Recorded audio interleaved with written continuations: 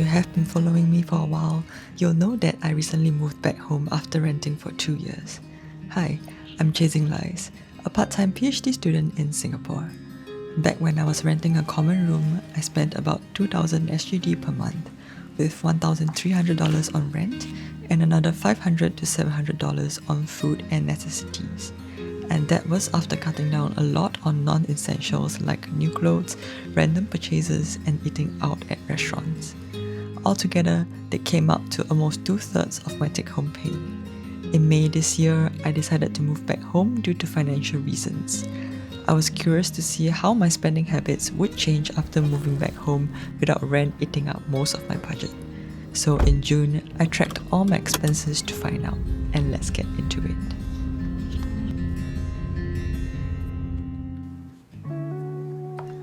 In the month of June, I spent a total of $1,227.59. My spending mainly breaks down into 5 categories: food, transport, fixed subscriptions, household expenses, and one-off purchases. For food, I spent a total of $265.37. This amount was actually lower than usual because in June I was busy preparing for my PQE qualifying exams. That meant I didn't really meet up with friends and I seldom ate out. Most of my meals were either in school or at home. Breakfast was usually just 2 slices of bread. Lunch at school cost around $5, and on days when I drove and picked up my colleague on the way to work, she would often buy me lunch, so I ended up getting free meals maybe 2 or 3 out of 5 days a week. Dinners were usually at home where I cooked something simple for myself. I'm not much of a foodie, so I rarely dine out at restaurants or cafes unless I meet people, which only happens once in the blue moon because, oh well, guess who doesn't have friends? I also don't eat much meat, which tends to be pricier, so my meals are generally on the cheaper end. Occasionally, I buy bubble tea, maybe 1 cup every 2 weeks.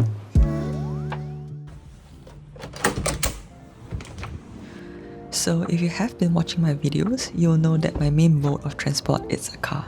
And just to be clear, this car belongs to my parents. They kindly let me use it. I don't own it and I don't have the ability to own one right now. I only took over driving their car sometime last year, and the only costs I cover now are petrol, parking, and the occasional cleaning.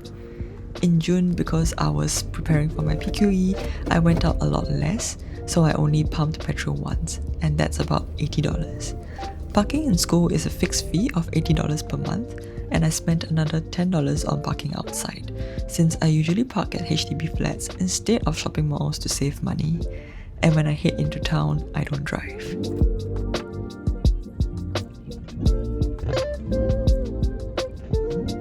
For cleaning, I use a package that costs $60 for 5 washes, so it works out to be about $12 per wash. I only wash the car once in June, and since I usually wash it only once every month or 2, the package actually lasts me quite a while. So in total, my transport spending for June came up to $182. That's definitely more than what I used to spend on public transport while I was renting, but still manageable, especially thanks to my parents who absorbed the most expensive part of actually owning a car.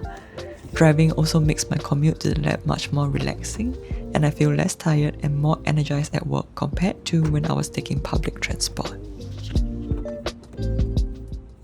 Next up are my fixed subscriptions. These are the recurring costs that don't really change month to month. My mobile plan costs $18.33 per month, Spotify is $8.49, and Epidemic Sound, which I use for background music in my videos, is $10.30. And that's pretty much all the subscriptions I have. The biggest expense here is insurance, which comes up to $197.50 per month. That covers personal accident, critical illness, and hospitalization plans. So altogether, my fixed subscriptions for June added up to $234.62. Moving on to household expenses, I contribute $200 to my parents to help cover part of our water and electricity bill. After moving back home, my parents realized that my salary is really peanuts compared to theirs, so they no longer expect me to give them money every month, at least for now.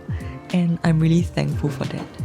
Of course, sometimes I'll buy groceries or food for the family if needed, just to chip in where I can.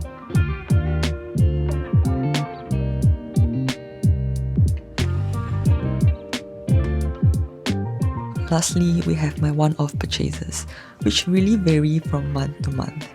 For June, I bought some new clothes during an online sale for $72.60.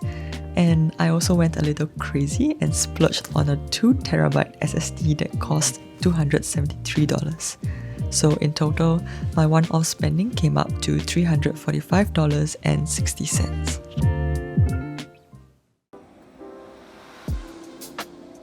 So in total, I spent $1,227.59 in June, almost half of what I used to spend when I was renting.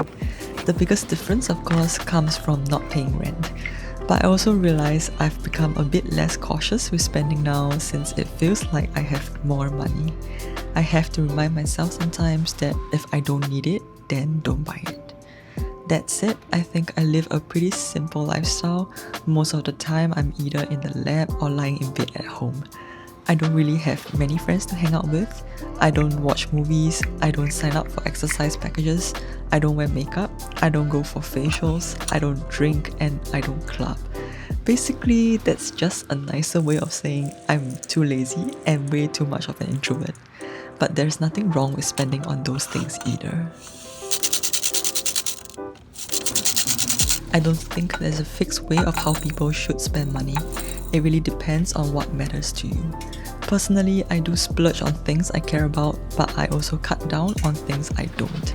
And I try to embrace minimalism as much as possible, only buying and spending on what I truly want and need.